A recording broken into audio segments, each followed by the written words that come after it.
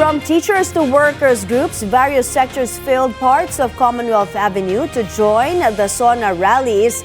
They're raising concerns on wages, education, and other social issues. John Riz Calata has the details. John Riz, go ahead.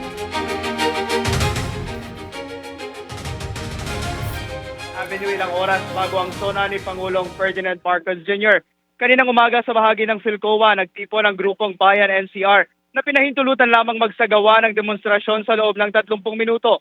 Sa araw naman ng tanggapan ng Commission on Human Rights, nagkilos protesta rin ang mga grupong tutol sa imperialismo kung saan sinunog nila ang watawat ng Amerika na may mga katagang down with imperialism.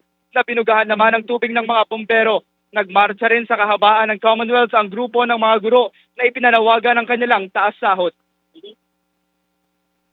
Ang panawagan namin, 50,000 na entry level sa mga guro, papubliko man o pribado sa lahat ng antas, pagtataas ng aming personal economic relief allowance gawing 5,000, at syempre yung pagtugon doon sa krisis sa edukasyon sa pamamagitan ng pagtataas ng budget na ilalaan para sa sektor ng edukasyon, 6% of our gross domestic product.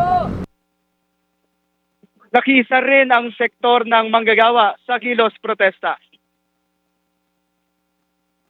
Andito yung mga manggagawa at ordinaryong mga Pilipino na biktima ng napakababang sahod, contractualization, red tagging, mataas na presyo ng bilihin, maraming walang trabaho.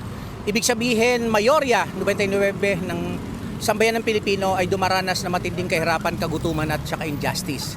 So dito i-express natin yung totoong kalagayan ng ating bansa. Ito ang totoong SONA. Sa isang footbridge naman sa kahabaan ng Commonwealth, itinali ng mga progresibong grupo ang human puppets ni na Pangulong Marcos, Vice President Sara Duterte at ng mga pulis. Balik sa iyo, May. Maraming salamat, John Riz Calata, nag-uulat.